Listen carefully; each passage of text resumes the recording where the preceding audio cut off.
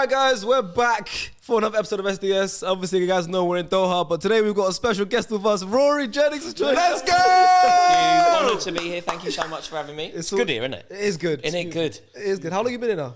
Been here nearly a week. Nearly a week, and I've been loving it. I've been to so many football matches. Mad, isn't it? It's been amazing. Yeah, and they're also close to each other, so it's all great. so close. It's such a welcoming city. I've had an absolute ball here. I'm thoroughly enjoying it. I think it's a brilliant World Cup as well. Exactly. Like the standard of football, you know, even if it's a fantastic destination, but even if you remove that, the football's wicked. It's been yes. good. In terms of entertainment, it's been one of the best so far. Like mate, people are moaning about 0-0s. Yeah. Think about. Okay, look, I tell you what, I would definitely tolerate a couple of 0-0s for the drama that we got out of, say, 100%. Argentina, Saudi. Oh my God, yeah. Do you know, I'd definitely tolerate a couple more 0-0s for the drama that we got out of Japan, Germany. Yeah, I think it's been brilliant. Japan's beaten Germany and Spain. I know. You know? I know. Brazil have lost to Cameroon. I'm going to Tunisia the Japan game today. Oh, I can't wait. South Korea, Hey. South Korea, the drama with South Korea as well. Beating Yeah, Europe. amazing. It's crazy. Ghana's game as well. And the thing as well, you're going to Japan, but Japan on this podcast right now have been a fan favourite for us. Like we've been talking about Japan. I see behind the camera has been hyping them up. He predicted at the start of the tournament, he said Japan are going past the group stages, and he's right. Yeah, group. So now he's backing him to go to the semis. Man. He's backing him to go to the swap semis. seats. Yeah.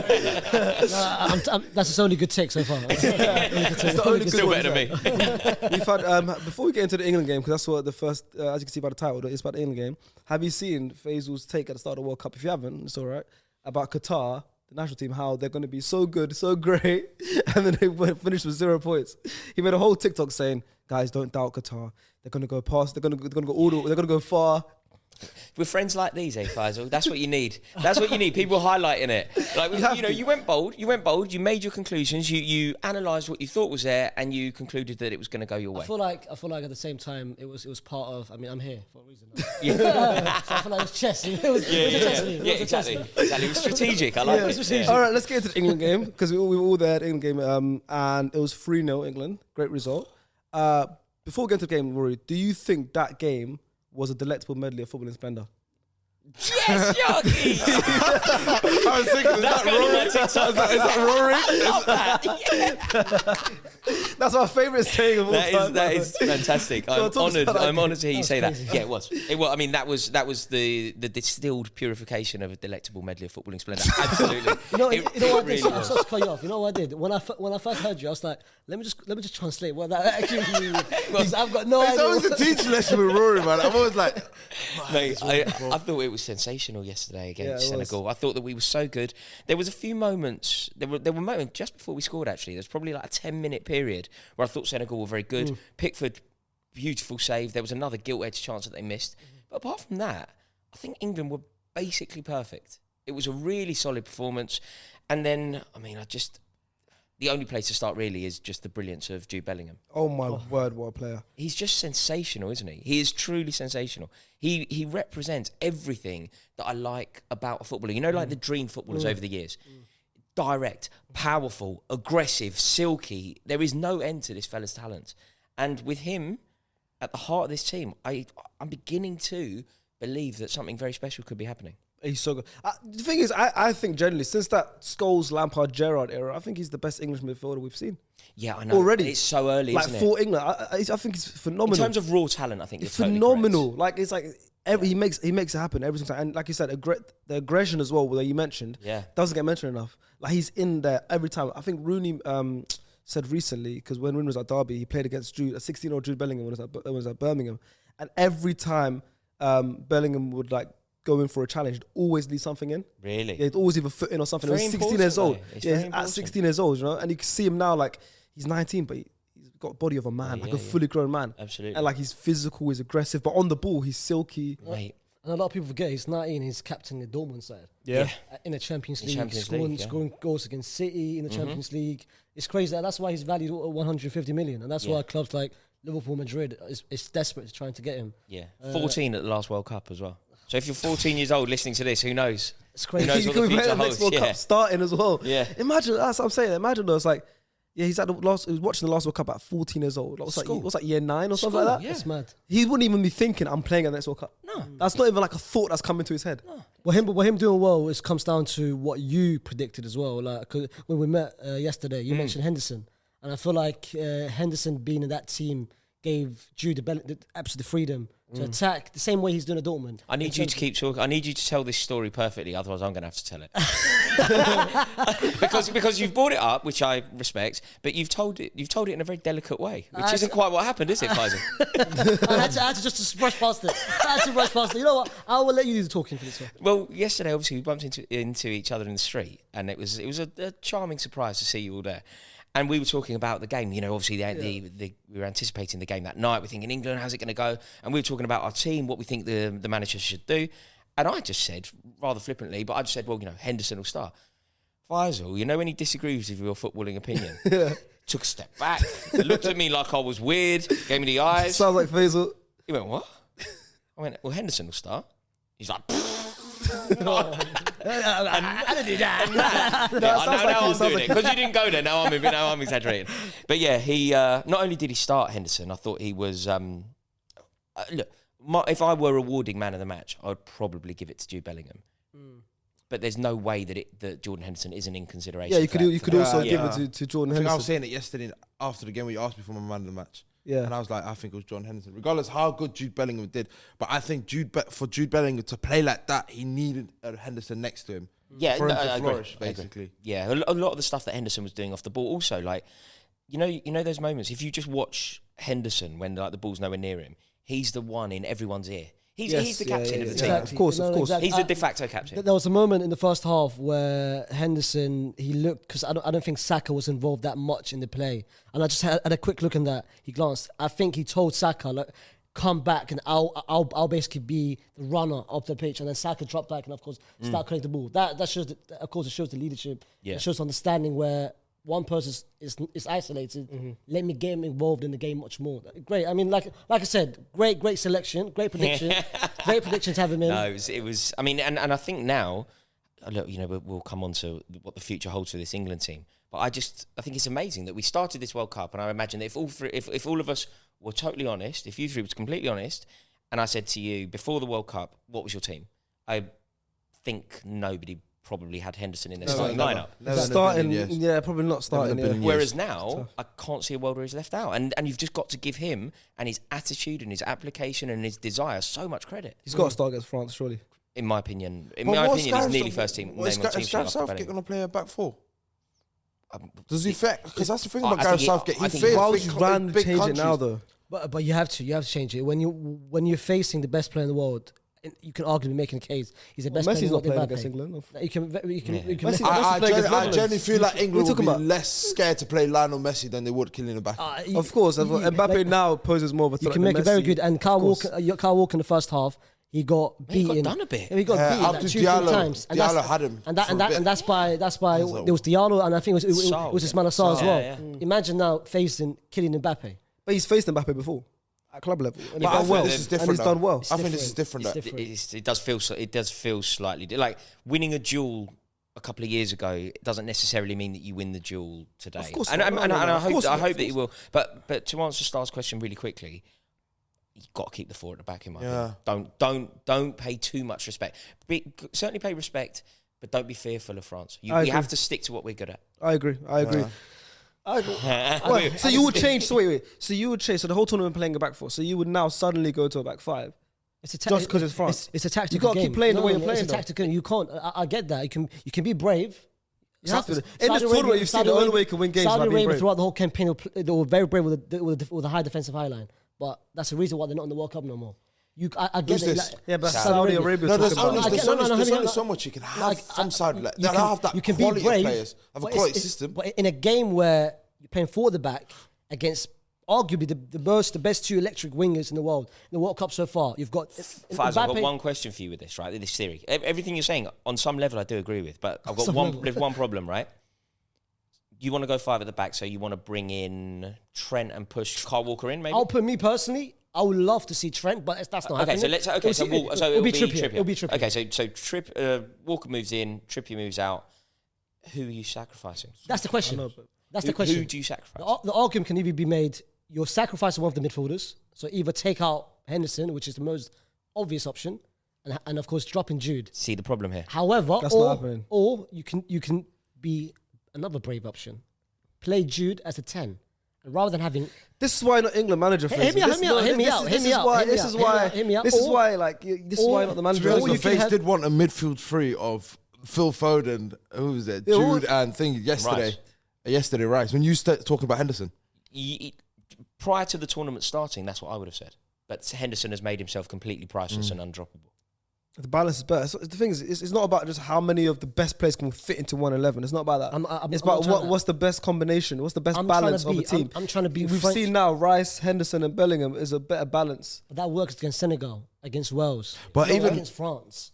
But okay, for France's midfield isn't the best these days, anyways. Either you only got too many, bro. Midfield is the weakest part of the team. Yeah, we could beat them in midfield battle now. I don't think we should be. This is why I want to stay as we are, because I'm not scared of Rabiot. Do you know what I mean? I think Rabiot should be scared of Bellingham. I agree completely. Even Declan Rice, he came out yesterday saying, "I don't know why teams are not feared of us, the way we play and stuff." And that's what I'm saying. But if we now go into a back five, then they won't be. They'll show too much England respect. are the team that are fearing other teams. If we go in the back five, It's cowardly. If we go, this is how we've been playing the whole tournament. This is how we're going to continue playing, no matter who we're playing against. Then it's like, you got to fear us because this is how we play. Because Declan Rice was saying that though. Huh? Declan Rice was literally saying like, the manner of way we've beaten teams this year, they haven't got the credit that they deserve. Like, say for example, if France had that same route, or Brazil or Argentina, the way England has played up until Senegal, everyone would be like, "Oh, this." Yeah. They look I think like people are starting though to acknowledge England as potential winners, which I think they should have done from the very start. Yeah, England's squad. I think it's absolutely sensational. Look how many players we left at home. I think people could make a case maybe about the first 11s, and maybe XYZ has a better first 11, or maybe even England eras of a previous time were better as a first 11. Mm-hmm. But as a squad, look at the substitutions made last night. Rashford, Grealish, Calvin Phillips, Mount, solid. Mason Mount coming on as a sub. It's crazy. Like, mate, and the people, Eric Dyer. Yeah, I completely forgot about Eric Dyer. I completely forgot about Eric Dyer. What makes it worse? He said Dyer and started laughing as well. I don't mind. I'm an Arsenal fan. I don't mind laughing at that. But like, I agree with it. And players that didn't even come on, like, you got Trent still sitting on the bench. Like one of the most creative players at the whole tournament. Yeah, that's what I'm saying. So I agree. England's squad is solid, but it's about how we use that squad. Let's talk about Harry Kane. He's finally scored his first goal of the tournament, and that's a proper Harry Kane type finish. Rory wasn't celebrating the goal.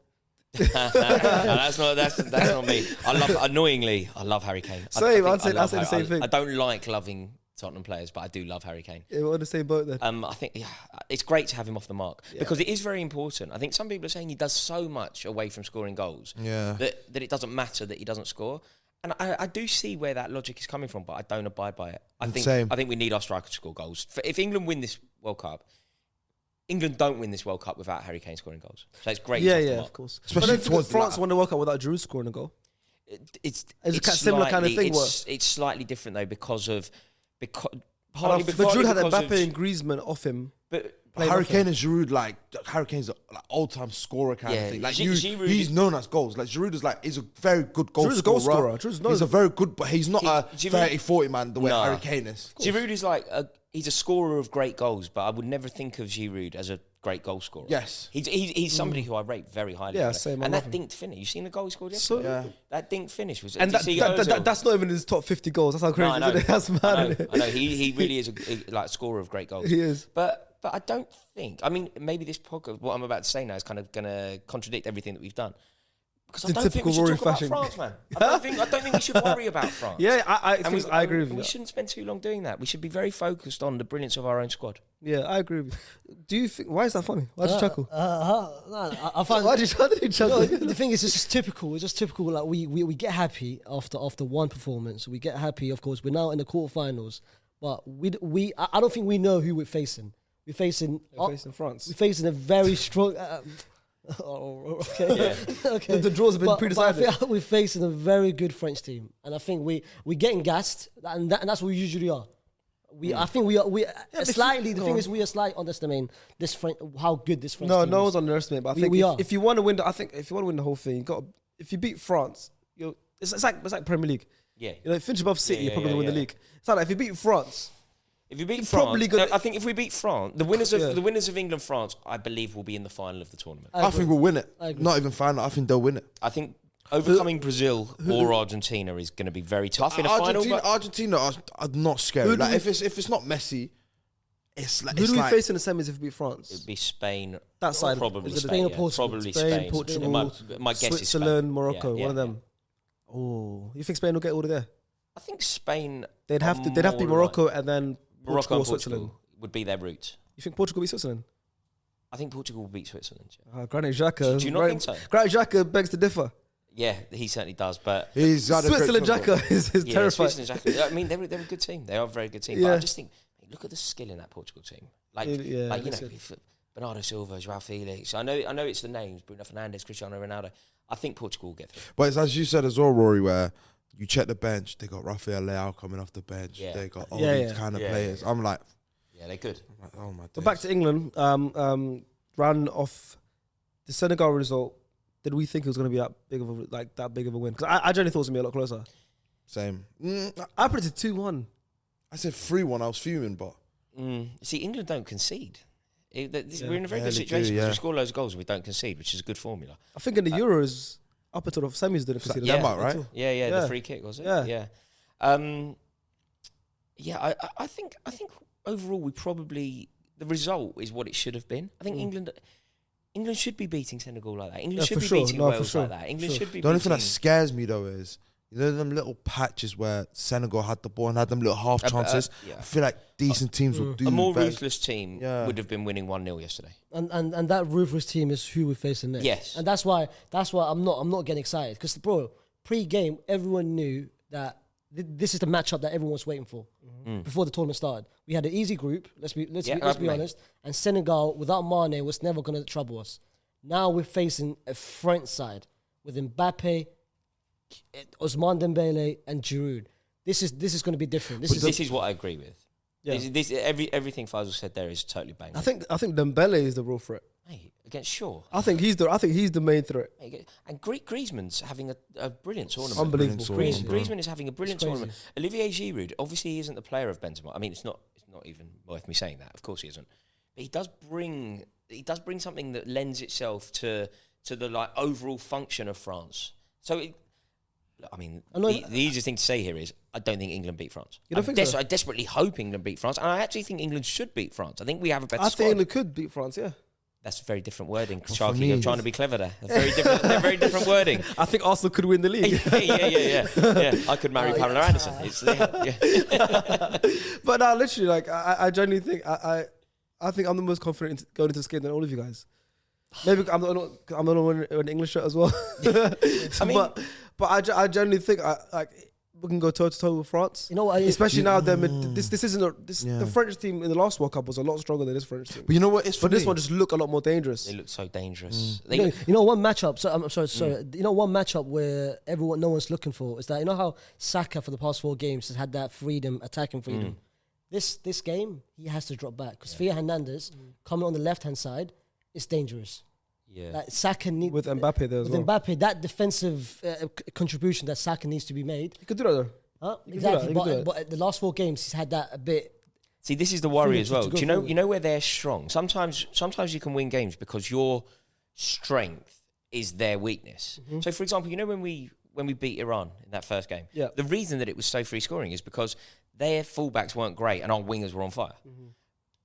I think our back line is our Achilles heel, and their attack is brilliant.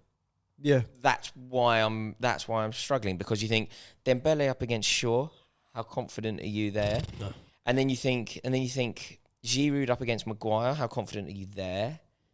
And then you think Mbappe up against anyone. How confident are you there? And then you think Griezmann's pulling all the strings. Who's on form? Yeah, this is problematic. And we haven't even mentioned the best DM in the world, Tchouaméni. Exactly. And how influential. DM in the world. Already, you can marry. He's a Real Madrid fan. I can't lie. You can have a header like you can make a very good case that Tchouaméni this season, what he's done in Madrid and what he's done in France so far. A lot of people feel like Kante's not there, Pogba's not there, so he had to step up and carry that. He's that good, yeah. He's very good. Because you know he basically signed for Liverpool. Like it was, and then Real Madrid were just like, hold tight, no.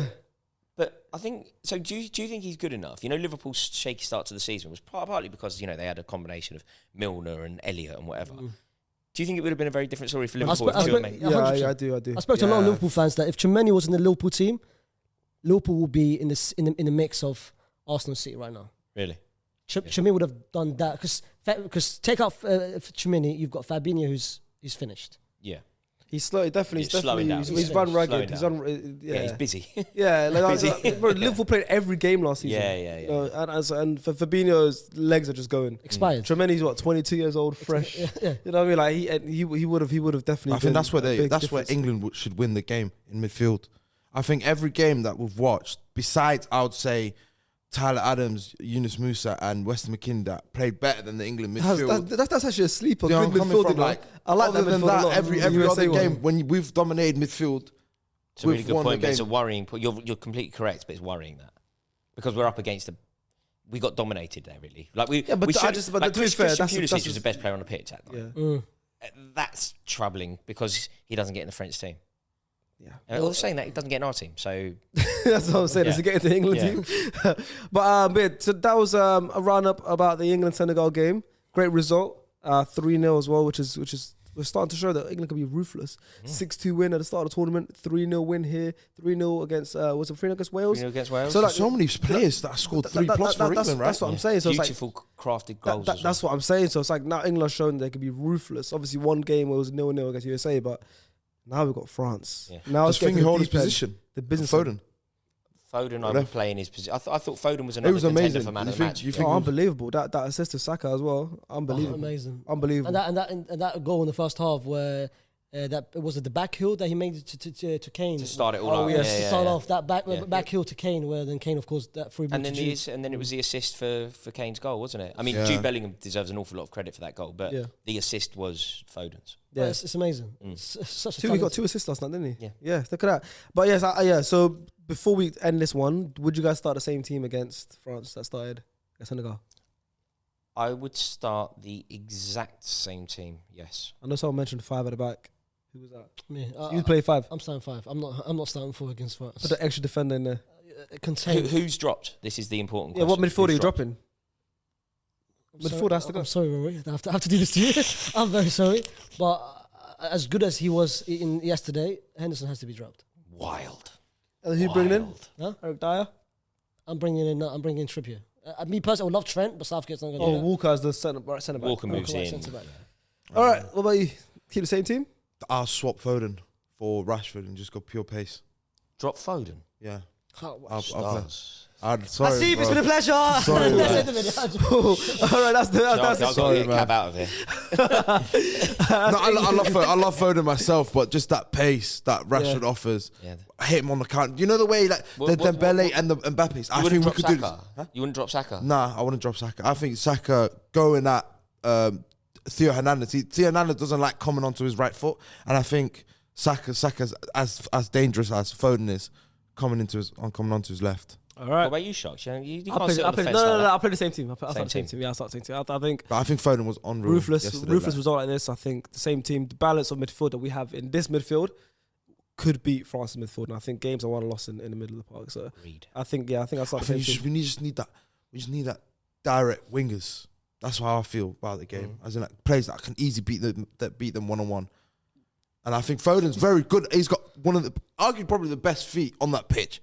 But I think that acceleration of beating just off one, getting in behind you. Yeah, all that stuff. But I think Rashford, he's got a point. Yeah, I can't lie, because Koundé's been very suspect and defensively. Koundé's at right back, isn't he? Yeah, he's been very suspect. So he's got a point. But dropping Foden is a bit. Oh no, I love Foden as well. Like, if not, I'm happy with Foden starting. Like, I would never look to go play by 5 at the back. I think England's attack is probably better than France's. Yeah.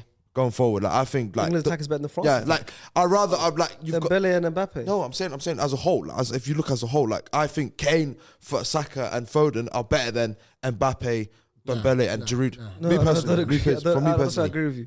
Me personally, and then if you try bring on Marcus Thuram and Kingsley Coman, I'd rather have Rashford, Grealish. Yeah, that's what I said. The squad, yeah, as a whole depth going forward and everything. I agree with that. It's only you just said the 3 are better than the 3. I'll be real, yeah. I'm really scared. I'm only really scared about Mbappe because he's the only one that I can stack. You've spoken your what's you start off here. No, I think Dembele. The more he speaks, he's digging a grave. He's digging a grave. I think Dembele's take on ability is elite. I think if Dembele's take on ability is elite, but he doesn't give you goals the way Saka and Foden would. You know what's saving you right now? This is right at the end of the pod, so not everyone stays to the end. I'll stand by it. You really want to hope the retention on his videos. I'll stand by it. I didn't know where he's going with that. This is amazing. I'll stand by it. I trust England. If you stuck around right to the end of this video, please leave a comment about what Stars just said, and if you agree with him or you don't agree with him, make sure you subscribe, hit like, and we'll see you guys tomorrow or the day after with an England-France combined 11. See you soon.